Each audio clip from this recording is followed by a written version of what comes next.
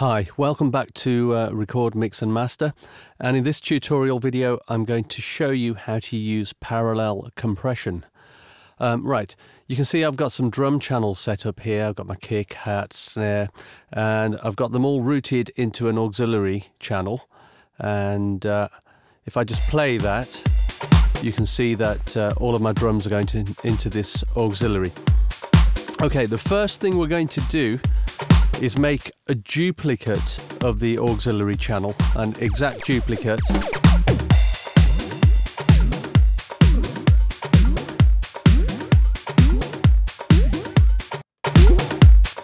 There we go.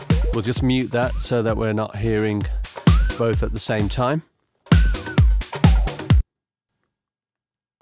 Okay, now we're going to take the duplicate channel and we're going to put a compressor on it and really give it some heavy squashed compression. We're really going to overdo this. I'm just going to use a preset here and tweak it a little bit, but obviously, I mean, you can use a preset or you can start from scratch. That's entirely up to you. Okay, I'm just checking the input levels and the output levels and the amount of gain reduction. Just tweak the threshold and the attack and the ratio a little bit to taste. But there's pretty heavy compression on the duplicate drum track there.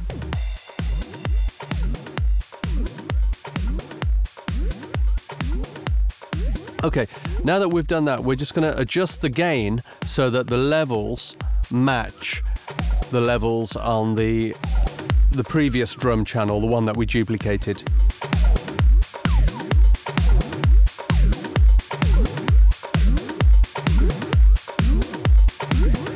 Okay, that's pretty much the same. Now that we've done that, we're going to put an EQ on that channel, boost a little bit around 10 kilohertz to give it some presence, to give it some clarity and some sparkle.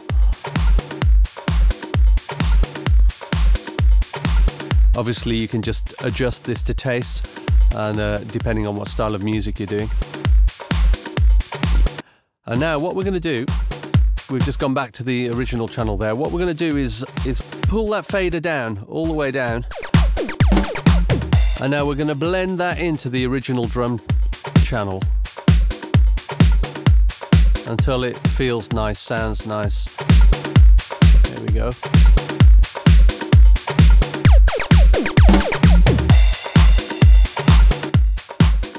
There we have a flat, pretty boring drum sound, and with the parallel compressed channel in, it's more exciting and fuller.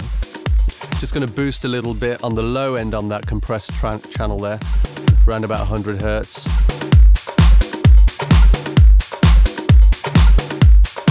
There we go.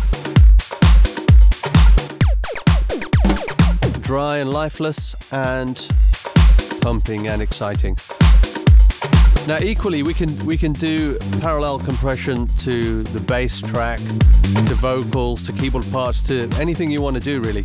So let's try something on the bass there. Let's just mute those drums. There we go. So let's duplicate the bass track.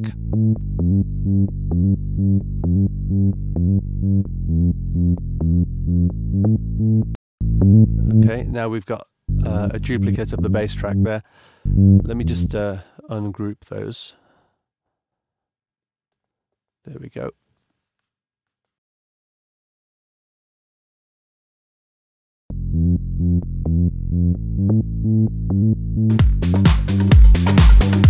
Now let's just hear the original bass track with the drums. Then mute the original bass track. And now what I'm going to do on the duplicate of the bass is, instead of putting compression on, I'm going to put a little bit of distortion on. For this I'm going to use Decapitator and just give it some grit and dirt. There we go. Let's drive that a little bit harder. Again, you'll do this to taste. You can use some distortion. You can use a compressor, whatever you want to use really. Now again, we're going to blend that into the original bass track. Sounds about right.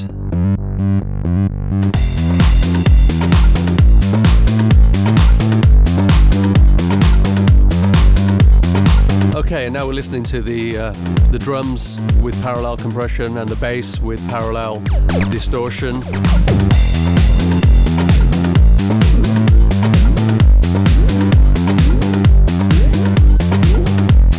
Okay, right now I'm going to show you a bit more on parallel compression, say on a keyboard track. Again, we're going to duplicate this track.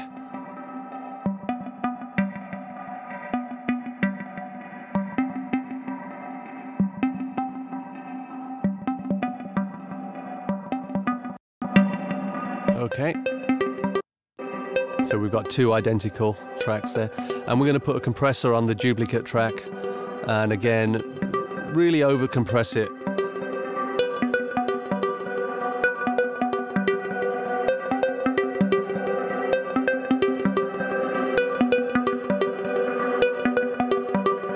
Okay, and as you can hear, that's really brought out the reverb tails and the attack of the sound.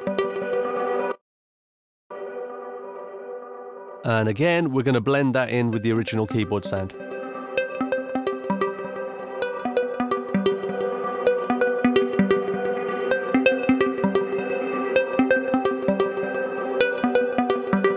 Now let's hear all of that together.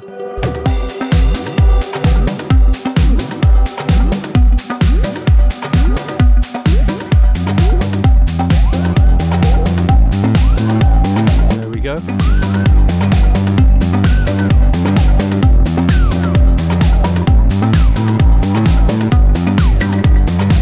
Okay, and let's do a little comparison to the overall sound with and without parallel compression.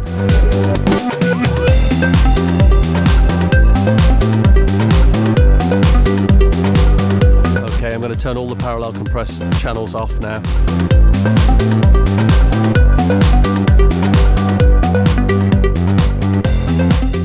Pretty flat, lifeless, dull.